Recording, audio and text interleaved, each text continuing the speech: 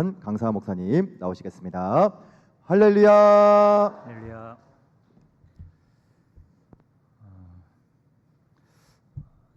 잠깐 목사님께서 말씀하신 것처럼 저는 적지 않는 세월을 사이비단에 몸담았던 하나님 앞이나 또한 한국 교회 앞에는 대단히 부끄럽고 허물이 많은 그런 신앙의 이력을 가지고 있는 죄인 중에 죄인입니다. 그럼에도 불구하고 하나님께서 영영 잊지 않으시고 다시금 찾아와 주셔서 기가 막힐 깊은 수렁이었고 또 사망의 음침한 골짜기였던 사이비단 신천지로부터 하나님께서 건져내 주시고 또 빼내 주셔서 복음 앞에서 회복되고 치유되는 큰 은혜를 저에게 부어주시고 또 부족하지만 이제는 하나님 편에 서서 사이비단 신천지와 영적인 싸움을 할 수 있는 그런 작은 도구로 사용해 주신 하나님, 또 오늘 공항 성산교회까지 세워주신 하나님께 모든 감사와 또 영광을 올려드립니다. 이단 경계 주일은 사이비 이단 예방 백신을 접종받는 그런 시간입니다. 이단 예방 백신이 왜 필요하냐 하면 이단 바이러스가 나에게 침투했을 때 백신이 잘 예방이 돼 있으면 건강한 면역력이 있으면 이단 바이러스를 이길 수 있기 때문입니다. 오늘 그런 건강한 면역력을 갖는 그런 유익한 시간이 되었으면 좋겠습니다. 한국에는 다양한 이단들이 있습니다. 근데 이단이 멀리 있다고 착각하는 분들이 가끔 계세요. 그러나 실제적으로는 우리 생활, 우리 삶 아주 가까이 와 있습니다. 그런데 내가 무관심하면 이단이 내 생활권 안에 있어도 무관심한 사람에게는 이단이 잘 보이지 않습니다. 이단은 아는 만큼만 보이는 집단입니다.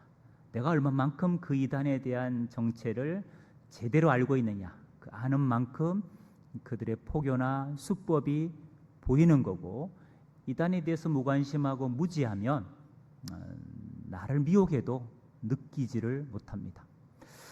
보시는 것처럼 한국에는 다양한 사이비 이단이 이미 활동 중입니다. 그 이단을 좀 분류를 해보면 교주가 있는 교주형 이단이 있고 교주가 없는 이단이 있습니다. 교주들은 다 자기를 뭐라고 주장하느냐, 보혜사라고 주장하는 교주가 있고 또 어떤 교주는 자기를 재림 예수다, 그리스도다, 이 시대의 구원자다 이렇게 주장하는 교주들이 있습니다. 우리는 유일한 그리스도가 예수님이라고 믿고 있는 사람들입니다. 그럼에도 자칭 자기를 예수라 하니까, 그리스도라 하니까 우리는 그들을 향해서 이렇게 명칭을 붙이는 겁니다. 적그리스도. 하나님의 교회, 적그리스도 유형의 이단입니다. 안상홍 씨를 아버지 하나님이다 이렇게 부르고요, 장길자 씨를 어머니 하나님이라고 부릅니다. 우리 길에 가다 보면 이들이 이런 멘트를 여러분들에게 던질 거예요. 6월절을 지키십니까? 안식일 토요일을 지키십니까?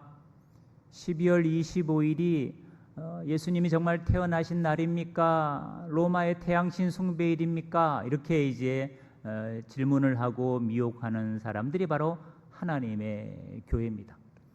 신천지 이만희 교주를 만왕의 왕, 만주의 주 이렇게 호칭을 합니다. 박태선 전도관 신앙촌이라 그러죠. 통일교, 영생교, 에덴성례, JMS, 작년에 이제 우리가 넷플릭스의 나는 신이다 이 다큐멘터리를 보면서 이 JMS의 심각성을 알게 됐죠. 그 안에서는 정명석이를 지저스 모닝스타라 부릅니다. 그래서 JMS라는 거예요. 자칭 재림 예수로 신격화했습니다. 그리고 비유풀이라는 그릇된 성경관으로 미혹하는 집단입니다. 중국에서 넘어온 사이비 이단이 있습니다. 전능하신 하나님의 교회, 줄여서 전능신교라 그럽니다. 조유산 양향빈이라는 사람은 중국 사람입니다. 조유산이가 이렇게 주장합니다. 2000년 전 예수님은 남자 그리스도, 재림 때는 예수님이 번개같이 중국 땅에 임했다는 거예요. 그 중국 땅이 동방이라는 거예요. 누구한테 임했느냐? 양향빈이란 여인에게 임했다는 거예요. 그래서 양향빈이는 이 시대 여 그리스도, 초림은 남자 그리스도, 재림은 여자 그리스도, 이렇게 음양이치를 가지고 주장합니다. 한국에 들어와서 충청도에 유스호스텔을 매입하고 부동산을 매입해서 집단 생활을 하면서 한국을 거점으로 이제 교회를 공략하고 포교를 하고 있습니다. 천국복음전도회, 엘리야복음 선교회, 구나엄마 다 교주형 이단입니다. 아래는 교주가 없습니다. 구원자가 누구냐 물으면 예수님이 그리스도라고 말합니다. 구원파나 다락방은 예수가 그리스도래요. 그럼 저와 여러분이 믿는 예수님과 다락방, 구원파가 믿는 예수님은 같은 분일까요? 전혀 그렇지 않습니다. 오늘 우리가 사도 바울이 보냈던, 고린도 교회에 보냈던 말씀을 상기해 보세요. 만일 누가 와서 우리가 전하지 아니하는 다른 예수를 전파하고, 너희가 받지도 아니한 다른 영을 받게 하고, 너희가 받지도 아니한 다른 복음을 받게 할 때는 너희가 잘 용납하는구나. 여러분, 고린도에 사도 바울이 다른 예수를 전한 게 아니고 바른 예수를 전했습니다. 성령을 전했다고요. 바른 복음을 전했어요. 근데 누가 와서 사도가 전하지 아니하는 다른 예수, 다른 영, 미혹의 영, 다른 복음으로 미혹한 거예요. 그걸 안타깝게 미혹을 분별하지 못하고 용납하고 이단에 빠진 사람이 있는 거예요. 여러분, 다락방이나 구원파는 저와 여러분이 믿는 예수님과 다른 예수입니다. 우리가 믿는 올바른 복음이 아니라 그릇된 다른 복음을 추종하는 자들입니다. 그래서 우리는 이들을 이렇게 분류합니다. 거짓 선지자다. 다른 예수, 다른 복음을 전하고 믿는 거짓 선지 유형의 이단이라고 우리가 분류를 합니다. 자, 그런가 하면 미혹 방법에 따라서 이단을 분류할 수 있습니다. 자, 위에는 가르침에서 미혹하는 이단들입니다. 우리는 이들을 일명 직통계시파라 그럽니다. 직접 하나님께로부터, 예수님께로부터, 천사로부터 뭘 보고 받고 들었다는 거예요. 그래서 자기가 보고 들었고 받은 걸 진짜라고 생각하는 거예요. 영을 분별 못하는 거예요. 자기가 본 건 다 예수님 보여준 거고 자기가 들은 건 다 예수님의 음성이라고 착각하는 거죠. 여러분, 사탄도 광명한 천사로 가장해서 얼마든지 역사하고 미혹할 수 있습니다. 자, 아래는요, 기적을, 표적을 보여주면서 미혹하는 이단들이 있습니다. 우린 이들을 신비주의 이단이다 이렇게 분류합니다. 과거에는 신비주의 이단, 보여주면서 미혹하는 이단들이 대세였습니다. 근데 지금은 위에 가르치면서 미혹하는 이단들이 훨씬 더 강력하게 활동을 하고 있습니다. 여러분, 이들이 뭘 근거로, 뭘 들고 가르칠까요? 불경 들고 가르치겠죠? 아닙니다. 우리가 믿고 있는 성경 66권을 들고 가르칩니다. 여러분, 성경 들고 가르친다고 다 정통이고 진리입니까? 그렇지 않습니다. 문제는 이 성경을 어떤 관점으로 해석하느냐는 문제입니다. 올바른 성경관으로 해석하면 올바른 복음이 나와요. 그릇된 아전인수격으로 자의적으로 해석하는 성경관에서는 다른 복음이 나올 수밖에 없습니다. 여러분, 성경 들고 가르친다고 다 정통이 될 수 없다는 걸 꼭 기억을 하시기 바랍니다.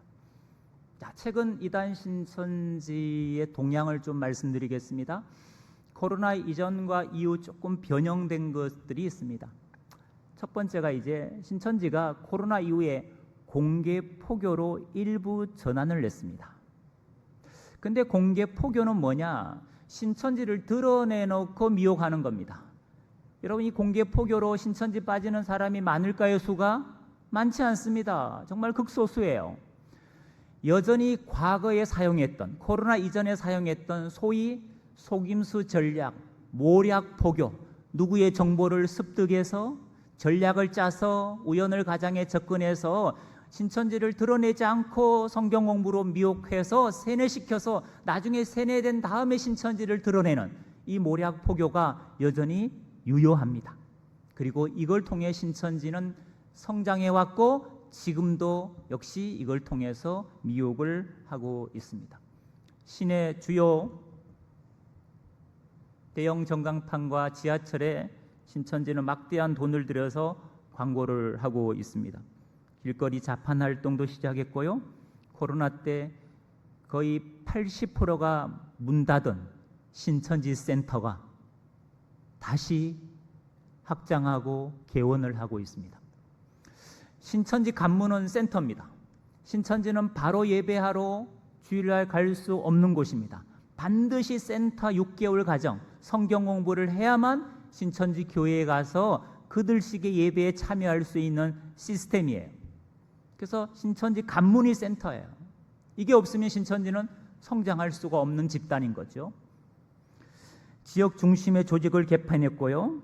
포교 연령대를 확대했습니다. 코로나 전에는 70세 이상 고령자는 포교 대상에서 제외였습니다.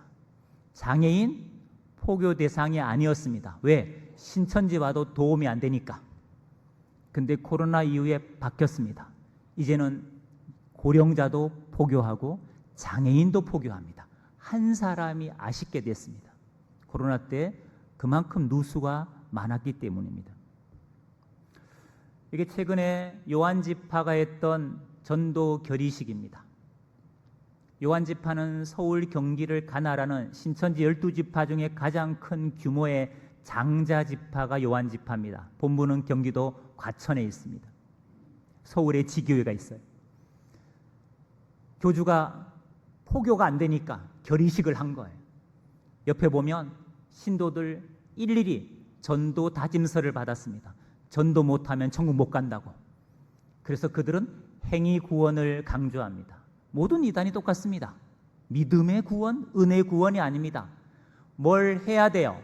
포교를 해야 되고 성경 공부를 해야 되고 예배를 빠지면 안 되고 그런 조건, 행위를 충족시켰을 때 구원이라고 얘기합니다. 푸름 콘서트를 하고요. 명리, IQ, EQ, SQ 이런 테스트를 하면서 호기심을 자극하면서 포교 활동을 하고 있습니다. 고령자를 대상으로 스마트폰 활용법, 컴퓨터 활용법 이런 전략을 쓰고 있고요. 노골적으로 성경 공부를 제안하는 게시물을 게시판에 저렇게 붙이고 다니고 있습니다. 또 동아리 수업도 합니다. 캘리그라피, 천연비누, 뜨개질, 머리핀, 브로치 배우자는 거예요. 문화센터가 신천지 전략 중에 하나입니다. 이렇게 길거리에서 자판 깔고 스마트폰 활용부 수강생을 모집하기도 합니다. 보여드리는 건 신천지 조직입니다. 신천지는 전도회가 있고 장년회가 있고 분회가 있고 청년회라는 4개 기관이 신천지 있습니다. 그 기관마다 이런 조직도를 가지고 있습니다. 총무가 있고 서기회계 기획부장이 있고 신방부장, 교육부장, 전도부장, 문화부장, 정보통신부장, SNS를 관할하는 부서를 정보통신부라 그럽니다. 찬양, 섭외, 다양한 그런 부서 조직으로 구성이 되어 있습니다. 두 번째 신천지 동향입니다. 신천지는 2024년 들어와서 또다시 재테크를 시작했습니다. 헌금을 작정하게 했습니다. 특별히 건축헌금 명목으로 의무적으로 신도들에게 지금 헌금을 독려하고 있습니다. 그리고 신천지 예배드리는 건물들이 대부분 불법 종교시설입니다. 그래서 이걸 이제 합법화하려고 용도 변경을 시도하고 있습니다. 총회 성전 건축은요, 경기도 가천에 14만 4천 명이 일시에 예배 드릴 수 있는 교회를 짓겠다는 게 바로 총회 성전 건축입니다. 그 다음에 신천지는 전국에 12지파가 있습니다. 12지파 본부 건물이 지방 대도시에 있습니다. 그리고 중소도시에는 지교회가 분포되어 있습니다. 근데 이제 다 건축하겠다는 거예요. 총회 가천에 짓고 대형 도시에 짓고 그다음에 지방 소도시에도 짓겠다는 거죠. 그럼 지교에 속한 사람은 건축원금을 3개를 해야 됩니다. 총회 성전 건축, 지파 본부 성전 건축, 지교회 성전 건축까지 해야 되는 겁니다. 2중고 3중고죠. 그 다음에 신천지는 아침부터 밤까지 포교 활동만 하는 사람을 전일 사명자라 그럽니다.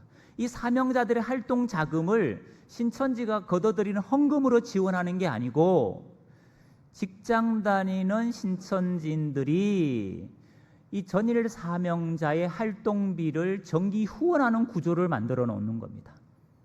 그 대신 후원하면 1년 동안 포교에 대한, 전도에 대한 압박을 주지 않겠다는 거예요. 예배하고 교육만 참석하고 모임만 참석하면 전도로부터는 자유하게 해주겠다는 거예요. 그 대신 전일 사명자에게 1년 동안 정기 후원을 하라는 겁니다. 이런 구조로 그들은 사례비를 지급하고 있습니다. 그리고 불법 종교시설 용도 변경을 시행하고 있습니다. 이게 올 초에 했던 총회 건축원금 작정서입니다. 한 구자당 100만 원. 그래서 이렇게 헌금하면은 생명록에 이름을 기록해 주겠다는 거예요. 그리고 뭐 특전도 제안합니다. 빨리 100% 달성한 구역은 지파장님과 사진 촬영에 특혜를 주겠다. 이런 유치한 그런 특혜를 걸었습니다. 이게 일산 동구에 신천지가 물류센터를 매입해서 여기다 이제 종교시설로 이제 허가를 받으려고 용도 변경을 하려는 거예요. 그래서 고양시 기독교연합회에서 지금 반대 운동을 하고 있는 시국입니다. 그건 부산에 신천지가 이미 지은 불법 종교시설입니다. 여기는 해양항만지구이기 때문에 종교시설이 들어올 수 없는 곳에 신천지가 대형 건물을 건축을 했고요. 그래서 이름을 교회라 간판을 못 걸고 연수원이라는 간판으로 위장해서 예배를 보고 있습니다. 이건 창원에 최근에 지은 일시에 8,000명이 예배할 수 있는 공간을 만든 겁니다. 이런 건물들이 지방이나 서울시나 이렇게 지어지면 이걸 거점으로 신천지는 저 자리를 다 채워야 되거든요. 그 포교 활동이 왕성해질 수밖에 없습니다. 이건 후원 조직을 만들려고 홍보하는 내용들입니다. 1년 정기 후원하면 전도 열매도 주고 전도 목표로부터 자유롭게 해주겠다, 뭐 이런 겁니다. 세 번째, 제가 가장 심각하게 생각하는 부분입니다. 신천지가 지방자치단체가 해야 될 문화행사를 신천지가 주관하고 주최를 하고 있습니다. 시가, 지방자치단체가 신천지라는 걸 알면서도 그들에게 문화행사를 주관하도록 놔둔다는 거죠. 여러분, 공신력이 있는 기관들이 후원하고 지원하게 되면 시민들은 어떤 생각을 할까요? 이 문화행사가 안전하다고 생각합니다. 왜? 공신력 있는 기관이 후원하니까, 지원하니까. 신천지는 다양한 문화 활성화 프로젝트에 지원해서 재원도 확보하고 있고요. 동아리 지원 사업에도 선정되어서 시로부터 지원을 받아서 미혹 활동을 하고 있습니다. 또 다양한 유튜브, 인스타, SNS 활동이 왕성합니다. 이게 지방 도시에서 했던 청년 크루 페스티벌입니다. 가장 그 지방의 핫한 지역에 신천지가 50개 부스를 만들어 놓고 시민들을 미혹하는 장면입니다. 지금 보는 동아리는 신천지 위장 동아리입니다. 시로부터 작년 한 해 동안 5천만 원을 지원받아서 미혹 활동을 했던 신천지 위장 동아리 명칭들입니다.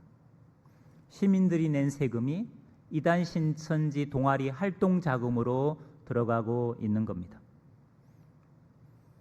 네 번째입니다. 신천지가 언론 플레이를 아주 잘하고 있습니다. 신천지 안에는 정보통신부라는 부서가 있습니다. 인터넷상에 신천지에 대한 기사가 나오면 그게 좋은 기사든 신천지를 비방하는 기사든 관계없습니다. 신천지 정보통신부가 일시에 몇만 명이 접속합니다. 댓글을 답니다. 댓글 작업을 하는 거예요. 그리고 좋아요 누릅니다. 아니면 싫어요 누릅니다. 이런 여론 형성을 신천지가 하고 있습니다. 중소신문사에 침투해서 신천지 관련 기사를 게재합니다. 일간지에 광고성 홍보 기사도 올리고요.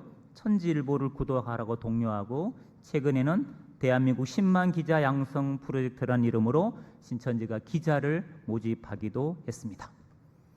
다섯 번째입니다. 신천지는 10만 수료식을 대대적으로 홍보합니다. 3번 10만 수료식을 했습니다. 2019년 코로나 이전이죠. 일산 킨텍스에서 10만 수료식을 처음 했습니다. 그리고 코로나 기간 2022년, 2023년 작년 11월 두 번 대구 수성구에 있는 대구 스타디움에서 10만 수료식을 2번 했습니다. 이건 사실 수료식으로 위장한 신천지 행사입니다. 신천지가 전략적으로 자기들의 힘을 과시하려고 하는 행사입니다. 이게 대구에서 했던 신천지 수료식의 모습이에요. 자, 10만이 돼 보입니까? 안 돼 보입니까? 네. 대충 보면 10만이 돼 보이기도 합니다. 자, 수료식이라는 건 어떤 거냐 하면 신천지 센터 과정 6개월을 마치고 신천지 교회 출석하기 전에 교주 이만희 앞에서 가운을 입고 수료복을 입고 사각모를 쓰는 날이 바로 수료식입니다. 그 말은 그 해에 새롭게 미혹된 사람만이 수료 가운을 입을 수가 있습니다.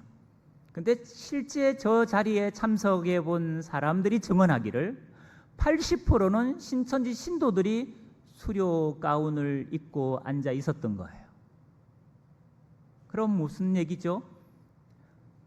작년 한 해 한 2만 명, 많으면 3만 명이 진짜 수료생이고 나머지는 신도들로 수를 부풀린 거죠. 어떤 전략일까요? 코로나 딱 터지고 대구 31번 확진자를 통해 신천지가 어떤 집단인지 언론 방송이 드러냈습니다. 많은 사람들은 예측했어요. 신천지는 이제 끝났다. 신천지는 이렇게 어필하고 싶은 겁니다. 아무리 신천지를 비방해도, 교회가 우리를 비방하고 언론 방송이 우리를 음해해도 여전히 해마다 신천지는 10만 명이 몰려오고 성장하고 있다. 이걸 과시하려고 숫자를 저렇게 부풀린 겁니다. 근데 이 수료식을 가만히 보면 아주 염려스러운 부분이 있습니다, 여러분. 여기 애틀란타 수료생들의 모습입니다. 미국. 해외 피해가 점점 불어나고 있습니다. 제가 아까 말씀드렸습니다. 이 사람들 가운 입은 사람은 수료생이 아니고 신도라 그랬습니다. 애틀란타에 신천지 신도들이 이만큼 있는 건 사실입니다. 수료생은 아니지만 신도들은 맞으니까. 워싱턴 DC의 신천지 신도들의 모습입니다. 이건 시카고의 모습입니다. 유럽은 독일이 제일 큽니다. 프랑스도 꽤 많습니다. 이건 영국의 신천지 신도들의 모습입니다. 남아프리카 공화국, 인도, 아시아 몽골은 작년 한 해 3,000명이 미혹됐습니다. 선교사님이 복음을 전함에 있어서 이단들과도 싸워야 됩니다. 아주 열악한 거죠. 해외 전략은 한류 문화입니다. K-팝, K-드라마, K-패션, K-푸드 이런 전략으로 해외에 접근하는데 그 해외 사람들이, 원주민들이 잘 몰라요. 그래서 해외에는 이단 신천지에 대한 정보가 너무 부재해요. 그래서 많은 사람들이 이 신천지에 미혹되고 있는 상황입니다. 최근 신천지 포교 방법 및 과정을 좀 보겠습니다. 용어들이 조금 달라졌어요. 자, 첫 번째입니다. 이건 신천지 용어입니다. 신천지가 찾기 A라는 용어를 씁니다. 찾기의 뭘 찾느냐? 포교 대상자를 물색하는 거예요. 포교 대상자를 찾는 거예요. 가장 많이 신천지 넘어가는 전략이 뭐냐? 신천지 빠지는 신천지 전략이 뭐냐? 바로 지인 포교입니다. 여기 지인은 가족, 친척, 친구, 직장 동료, 학교 선후배를 다 포함한, 이웃을 포함한 지인들이에요. 그들에게 쇼츠 영상 보여주고 뭐 아트월 무슨 세미나 전시에 초대해주고 그러면서 신천지가 미혹을 하는 거죠. 그런가 하면 자판을 깔고 오픈 노방을 하기도 합니다. 자기가 일하는 곳에서 사람들을 섭외하기도 하고요. 어플을 많이 이용합니다. 중고 거래하는 많이 쓰는 어플이 당근마켓입니다. 이게 일반 어플이지만 신천지가 많이 활용한다는 이야기예요. 당근마켓 가보시면 동네 생활이라는 카테고리가 있습니다. 거기에 가끔 이런 글들이 참 많이 올라옵니다. 다이어트, 저는 이번에도 실패했습니다. 함께 다이어트 하실 동네 친구분 계실까요? 커피 무료 쿠폰을 나누고자 합니다. 함께 커피 마실 동네 친구분 계실까요? 자녀 영어 교육을 위한 또래 엄마 모임을 결성하고자 합니다. 관심 있는 분 연락 주세요. 이와 같은 유해 홍보성 글들 다 신천지가 파놓은 함정입니다. 그것도 모르고 연락했다가 미혹되는 사람이 너무 많았습니다. 신천지 안에서 어떤 유형으로 신천지 오게 됐는지 조사를 했습니다. 가장 많은 포교에 걸린 사람들은 지인 포교였습니다. 그 다음이 뭐냐? 당근마켓입니다. 동아리, 당근마켓, 이게 효과적이었습니다. 청년 대학생들이 많이 쓰는 어플이 있습니다. 캠퍼스픽 에브리타임, 역시 신천지가 많이 이용하는 어플입니다. 카톡 오픈 채팅방도 역시 많이 사용합니다. 신천지에서 특전대로, 특별전도대원을 특전대라 그럽니다. 특전대로 활동하던 어떤 자매가 상담을 받고 탈퇴를 하고 회심을 했는데 그 자매 한 분이 카톡 오픈 채팅방의 동아리방을 5개를 운영하고 있었습니다. 배드민턴 동아리, 커피 산책 동아리 등등. 여러분, 한 자매가 5개를 운영했을 것 같으면 얼마나 많다는 이야기입니까? 여러분? 지금 보시는 동아리들은 캠퍼스 안과 밖에서 활동하는 신천지 위장 동아리 명칭들입니다. 정말 다양합니다. FC, 축구 동아리만 해도 뭐 한 4개 되지 않습니까? 심리 관련된, 자기 개발에 관련된 동아리 많고요. 춤, 음악, 뭐 만드는 거 다양합니다, 여러분. 정말 다양합니다. 이 보여드리는 이 위장 동아리들은 사실 빙산의 일각입니다. 여러분, 이런 착각을 하시면 안 됩니다. 이런 동아리, 이런 수법은 신천지 아니겠지, 설마 이런 방법까지 쓰겠어, 이런 착각을 하시면 안 됩니다. 신천지는 모든 게 가능하니까, 이름을 바꿔가면서 또 다른 방법을 개발하니까. 자, 2번째입니다. 찾기 B입니다. 찾기 B는 뭐냐? A에서 물색한 포교 대상자, 섭외한 대상자에게 그들의 관심사가 뭔지를 파악하는 겁니다. 포교 대상자가 어떤 관심에 꽂혀 있냐, 그 사람이 갖고 있는 갈등하는 부분, 아파하는 부분, 힘들어하는 부분이 뭐냐, 가족 간의 갈등이냐, 아니면 취업이냐, 직장이냐, 성격 문제냐, 이런 것들을 파악하는 걸 두고 찾기 B라 그럽니다.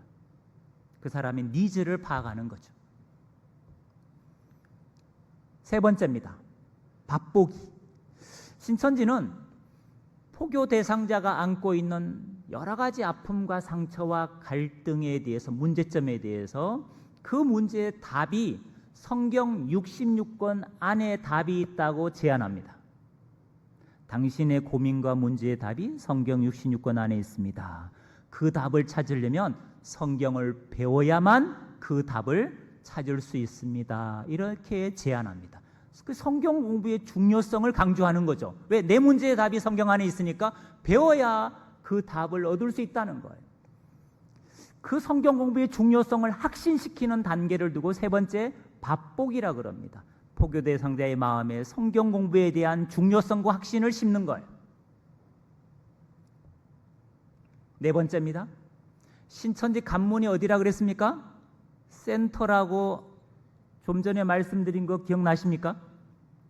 센터를 통하지 않고는 신천지의 세뇌도 안 되고 그 교리에 중독도 안 되고 신천지 교회에 출석할 수가 없어요. 센터를 거쳐야 됩니다. 이 센터 과정이 만만하지 않습니다. 일주일에 3번, 4번, 하루 2-3시간, 6개월에서 9개월 동안 성경 공부를 해야 됩니다.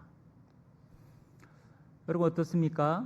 내일부터 공항 성산교회에서 일주일에 3번, 4번, 하루 2-3시간 성경 공부할 테니까 출석하십시오. 그러면 아멘 하고 오시죠. 일주일은 하겠는데 6개월은 조금 기도해 봐야 되겠죠. 환경을 좀 만들어야 되겠죠. 여러분 신천지 미혹되는 과정도 이게 만만치가 않습니다. 그러니까 이런 거예요. 나는 교회 밖에서 가족들 몰래 그다음에 교회 몰래 성경 공부를 6개월 동안 하는 거는 나는 내 사전에 있을 수 없어. 나는 한 달만 해도 머리가 아파. 이런 분들은 이단 신천지에 빠질 리가 없어요. 그냥 안심하세요. 그냥 안심하세요. 나는 일주일도 못 하는데 이런 사람은 절대 안 빠지죠. 그래서 이단에 미혹되는 6개월 과정이 만만치가 않아요. 그래서 신천지도 알아요. 중간에 중도에 등록했다가도 센터 등록했다가도 포기한다는 걸 알아요. 그래서 5번째, 학답을 받고도 못 믿어요. 그래서 5번째, 개인적으로 선행 학습을 합니다. 센터에서 배우는 과정을 예습하는 거예요. 그리고 중간에 결코 포기하지 않도록 이 복음방이라는 과정을 통해서 끈끈한 인간적인 신뢰를 쌓습니다. 신뢰를 쌓은 다음에 예습을 한 다음에 즉 복음방 과정을 마친 다음에 같이 등록합니다. 옆에 앉아서 6개월 동안 포기하지 못하도록 관리하는 거예요. 그걸 신천지 용어로 이렇게 말합니다. 잎사귀. 관리자를 잎사귀라 그럽니다. 신천지 만났을 때 잎사귀 노릇하지 말라 그러세요. 그들의 언어예요. 언어. 그리고 난 다음에 이제 센터에 같이 등록을 합니다. 이 5단계를 꼭 여러분들이 기억해 두시면 좋을 것 같습니다. 혹시 외우셨습니까? 찾기 A, 찾기 B, 밥보기, 센터 학답, 복음방이었습니다. 자, 신천지 교리와 대책입니다.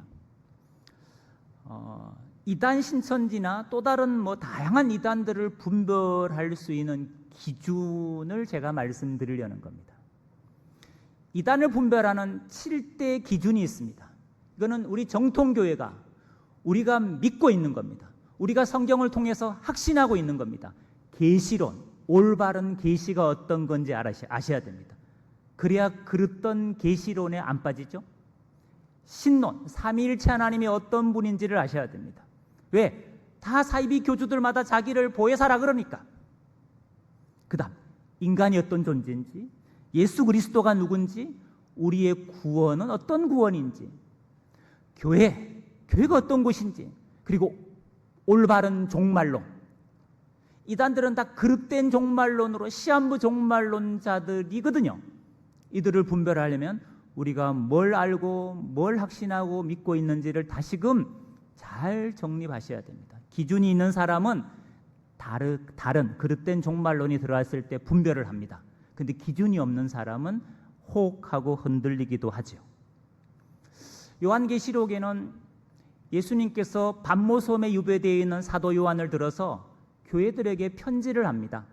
요한계시록의 교회는 크게 2가지밖에 없습니다. 지상교회냐 천상교회냐. 근데 에베소 교회, 서머나 교회, 버가모 교회, 두아디라 교회, 사대 교회, 빌라델비아 교회, 라두게 교회 7교회에 예수님이 편지하는데 편지 말미에 이런 표현이 공통적으로 등장합니다. 이기는 그에게는 내가 낙원에 있는 생명나무 과실을 주워 먹게 하겠다. 이기면 내가 둘째 사망의 해를 받지 않게 해주겠다.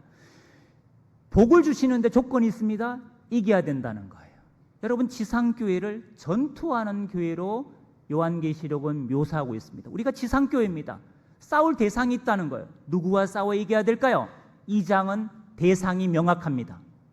니골라당과 싸워 이기랍니다. 자칭 유대인이라 하지만 사탄의 해당과 싸워 이기래요. 발람의 교훈과 싸워 이기래요. 음녀 이세벨과 싸워 이기래요. 한마디로 말하면 적 그리스도와 거짓 선지자 이단과 싸워 이기란 얘기입니다. 여러분, 이단과의 이 영적 전쟁은 주님 오실 때까지 이어집니다. 그래서 안전지대도 없고 이단과 휴전도 없습니다. 여러분, 종전은 있습니다. 이단과의 영적 전쟁이 끝이 있어요. 언제냐? 요한계시록 19장 20절 보니까 예수님이 재림하셔서, 백마 타신 예수님이 재림하셔서 이 짐승과 거짓 선지자를 유황 불붙는 못에 던집니다. 이게 이단과의 영적 전쟁의 끝입니다. 그래서 제가 위드 이단이라는 표현을 씁니다. 이단과 마음을 맞추고 발을 맞추자는 의미가 아니고요.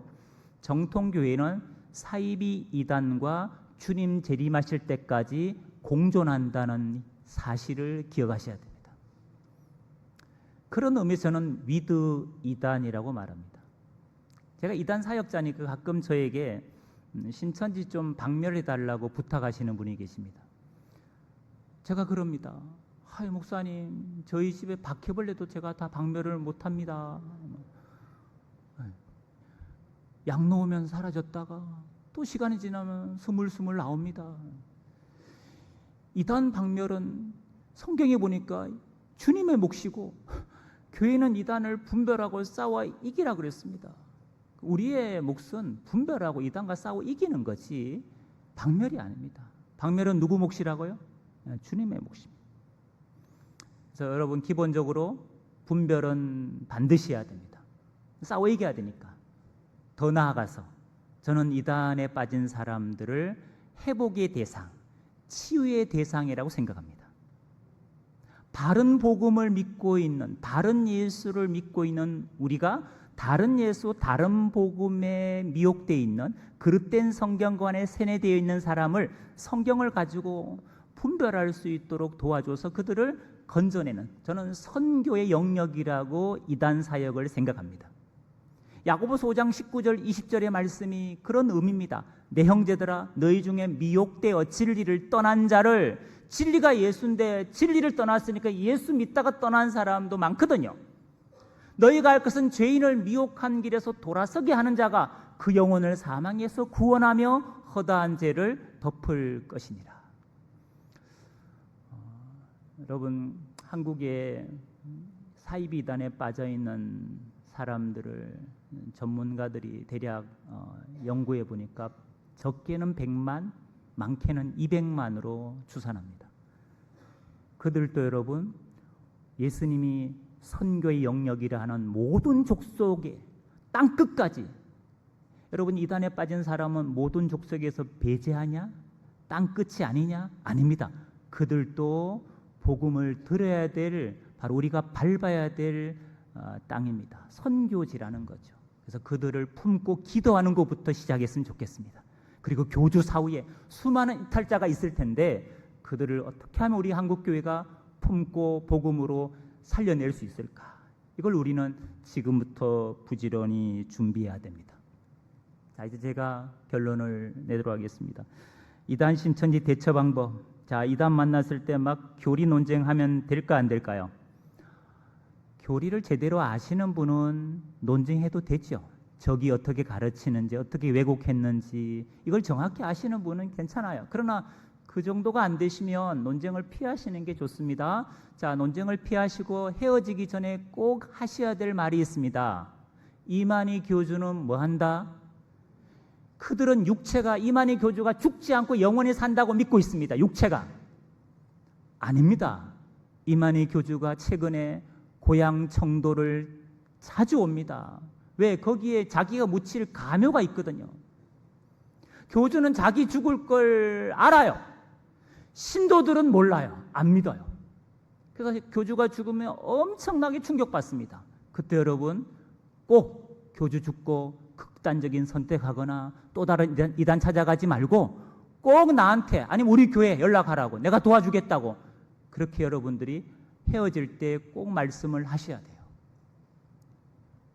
근데 언제 연락하라고요? 이만희 교주 뭐 한 다음에? 죽었을 때 연락하라 그러셔야 돼요. 살았을 때 연락하면 안 되거든요. 계속 피곤해지거든요. 죽으면 꼭 연락하라 그러시고 이단 상담소를 소개해 주는 것도 좋은 방법입니다. 자, 이단에 미혹되지 않는 방법입니다. 첫째, 같이 읽겠습니다. 시작. 교회 밖 성경 공부 절대 금지. 제가 궁금한 게 있어요. 교회 안에서 그렇게 바이블 아카데미를 많이 하는데도 수강 안 하면서 교회 밖에까지 열심히 하는 사람은 도대체 어떤 분인지 잘 이해가 안 됩니다. 여러분, 이단에 빠진 사람들은 비진리 배우는데도 특심을 내더라고요. 열심을 냅니다. 가짜를 배우는데도 진짜처럼 열심히 해요. 우리는 진짜를 배우는데도 가짜처럼 게으른 분이 계셔요. 안타깝죠, 여러분. 진짜 열심을 내야 될 분들은 우리거든요. 두 번째, 읽겠습니다. 시작. 교회 중심의 신앙이 중요합니다. 성경 공부든 교리 교육이든 신앙 모임이든 이런 것들은 항상 교회 중심으로 하는 게 안전합니다. 세 번째, 우연한 만남 및 속에는 한 번쯤 의심, 혹시라는 의심을 꼭 가져야 역시 분별을 하게 되고, 혹시라는 의심이 없는 사람은 역시 아무 생각이 없이 넘어가는 분들이 꽤 많습니다. 저희가 운영하는 이음이단 상담소인데요.